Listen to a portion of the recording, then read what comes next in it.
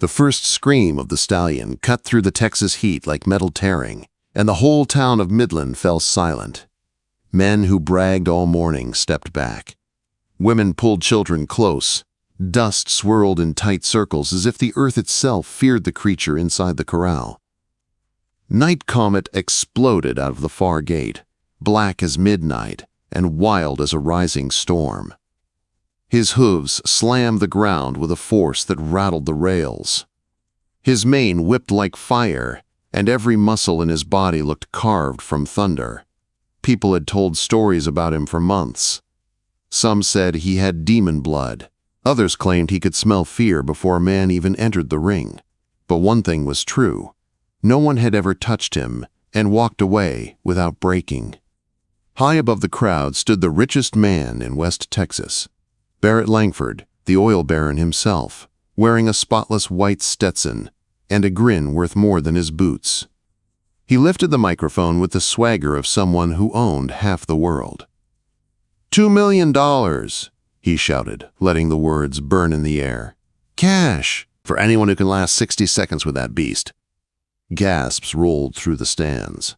Some laughed, thinking no one could do it. Others clenched their fists, imagining what that kind of money could change. Barrett smirked and pointed at the stallion. But I'll warn you now. He's the storm you can't outrun.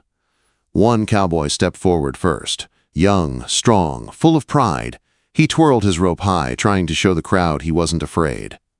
But before he even reached the center of the ring, Night Comet lunged. A single strike of his hoof hit the dirt so hard the ground shook. The boy fell flat, breath knocked out, dragged away before his fingers ever brushed the horse. The next man came older, scarred, slow but steady. He tried to talk to the stallion under his breath, tried to show calm. For a moment it seemed he might last. Then Night Comet spun, with a speed no human could read. A kick sent the cowboy rolling into the dust, his arm folding under him at the wrong angle. The crowd groaned. Barrett laughed. You see? He called out. Worth every dollar I've wagered. Quote, but at the far edge of the arena, a teenage girl named Tam Brooks lifted her phone and whispered, he's not crazy. He's listening. No one sees it. Most people didn't hear her. They were too busy shouting bets, wiping sweat, and calling for the next fool to step up. Dust hung around the rails like smoke, and heat shimmered over the corral. Miles away, in a quiet orchard near Fredericksburg, a farmer named Mason Hale worked under the morning sun. Rows of peach trees stretched around him, heavy with fruit. His hands were rough, steady, and tired. His eyes carried 6 years of silence since the night he lost his wife in a storm he never learned to forgive. As he picked fruit, the radio crackled in his truck nearby. A broadcaster's voice rose excitedly through the static. Midland, Texas. The wild stallion Night Comet. $2 million to anyone who can last 60 seconds. Mason froze. Something in the name pressed against a place inside him he tried hard not to touch. He turned off the radio, closed his eyes, and forced his breath slow. He didn't want trouble. He didn't want noise. He didn't want a crowd waiting to see pain. But the orchard felt heavier than usual. Too quiet, too full of the memories he tried to bury. Bills were piling up. Harvest was uncertain. The farmer, who once carried strength like a shield, now carried silence like a weight on his back.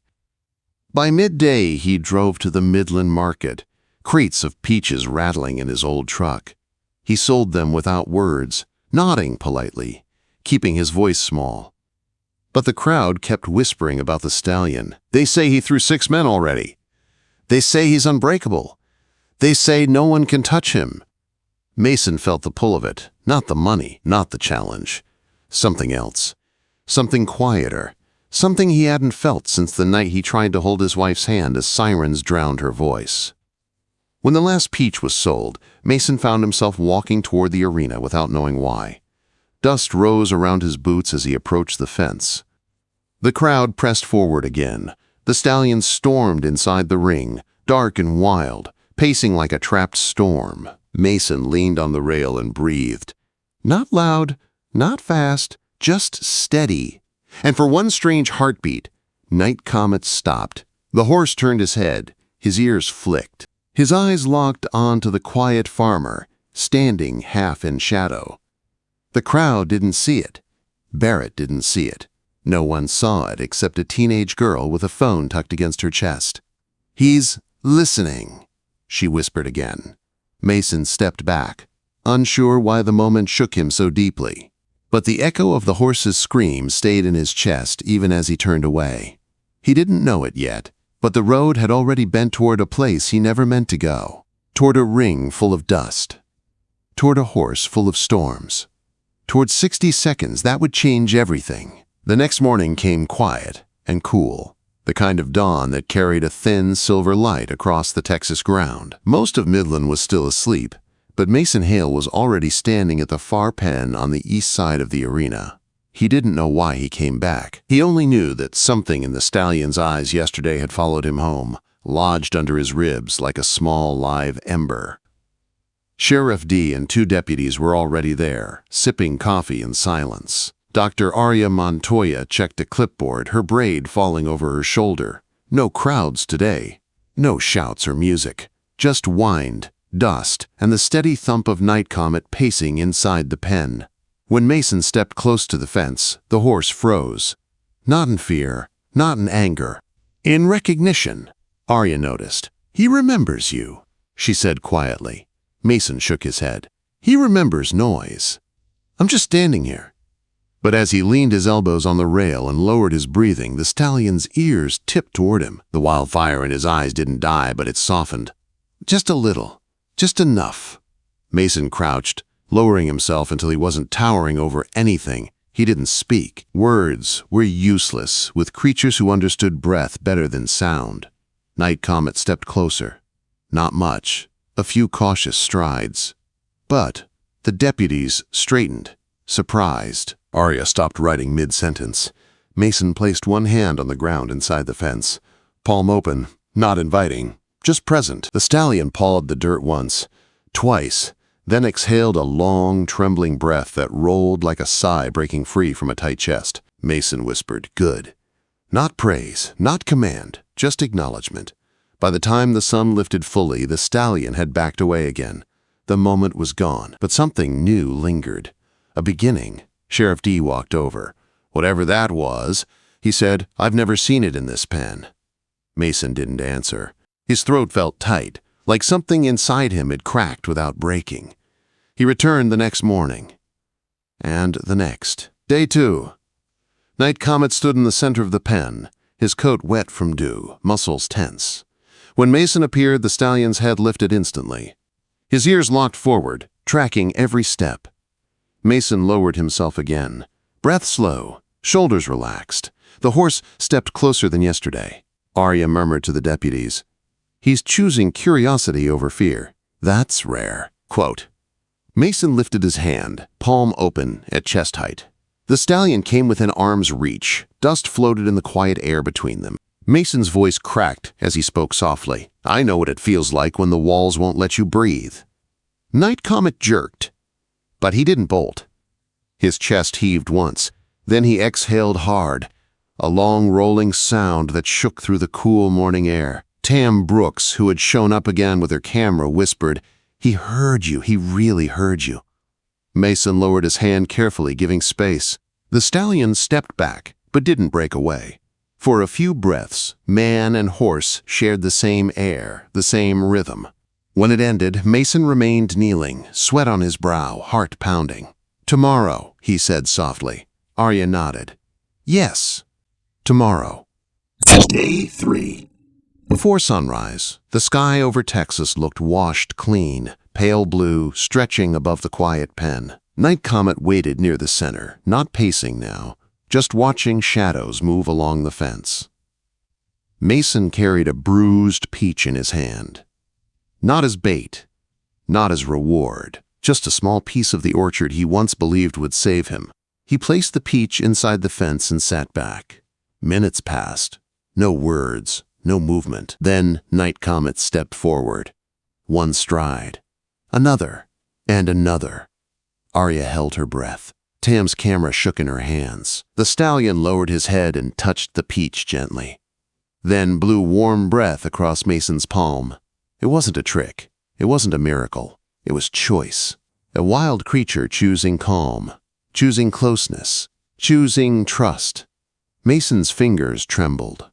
He whispered, "I'll stay." For the first time since his wife's death, the words didn't break him, they steadied him. But at dawn of the fourth morning, everything went wrong. A chain clattered against steel, loud, sharp, violent. The sound ripped through the pen. Night Comet reared back, screaming with terror, hooves striking the ground like falling boulders. Dust exploded around him. Mason staggered, hands gripping the fence as old memories crashed over him. The ambulance door slamming shut. The storm pounding the roof. His wife's fading breath in the dark. Arya shouted, "Don't push him! Just breathe with him!" Mason forced air into his lungs, slow, shaking, fighting the panic clawing up his throat. He whispered, voice breaking, "I couldn't save you." Night Comet froze mid-circle, not because of the words, because of the hurt inside them. Mason lifted his voice steadier now, "But I can stay." The stallion lowered his hooves. His breathing slowed, his ears flicked toward the farmer's voice. Dust settled around them like falling ash. Sheriff D marched off in fury, dragging away the hired hand who dropped the chain. But Mason barely saw it. He stayed at the rail until the stallion's trembling eased. Tam whispered, "That wasn't failure, that was real." Mason closed his eyes. Real doesn't always look like winning. The stage was set, 3 dawns of trust and 1 day of reckoning. Tomorrow he would step into the ring. 60 seconds, no rope, no whip, just breath versus storm. The sun rose bright and sharp on the day of the wager, turning every rail of the arena gold. Trucks lined the dirt road. News vans set up cameras. People packed the bleachers until boots hung off the edges. Some came for hope, some came for blood. All came for the wild stallion who had thrown every cowboy in Texas. Night Comet entered the ring like a bolt of black lightning. His hooves pounded the earth, his man flaring, his breath loud and hot. The crowd roared. Dust rose around him in thick clouds, but Mason Hale walked in quiet. No rope, no whip, nothing in his hands. Only breath, memory, and the promise he made at dawn. Barrett Langford, sitting high in his polished boots, leaned into the microphone with a grin sharp enough to cut wire. "Ladies and gentlemen, 60 seconds. If this farmer stays on his feet, the $2 million is his." Cheers exploded. Sheriff D raised his hand. The microphone cut. Silence fell heavy across the arena. Mason faced the stallion. Night Comet froze, ears pinned forward, muscles coiled. For a heartbeat they stared at each other through a haze of dust. Then the horn sounded. The first 10 seconds. Night Comet lunged, charging 3 hard strides. Dirt spraying under his hooves. He stopped inches from Mason's chest, breathing fire. The crowd gasped. Mason didn't blink. 20 seconds. The stallion circled him, snorting, testing for weakness. Mason turned only enough to keep him in sight.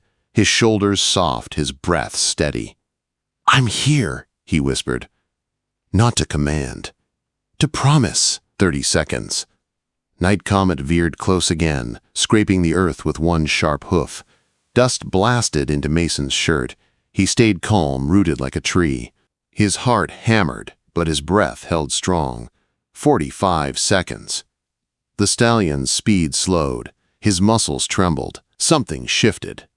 Not his wildness, not his strength, but his fear. Night Comet lowered his head, just an inch, but enough to change everything. The crowd leaned forward, thousands of people caught in the same breath. Mason raised his hand. Not reaching, not grabbing, just offering. 55 seconds. The stallion stepped in close. 56. Dust floated quietly around them. 57. Night Comet's muzzle brushed Mason's open palm. Silence broke instantly. People screamed. People cried. Others fell to their knees. The bleachers shook under the weight of joy and disbelief. At 60 seconds, the horn sounded. Mason lowered his hand gently. The stallion stayed beside him, ears forward, calm. He whispered, "Thank you." The loudest arena in Texas felt suddenly like a church, but Barrett Langford's voice rose sharp and angry.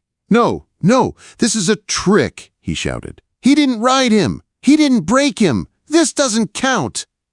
The crowd booed.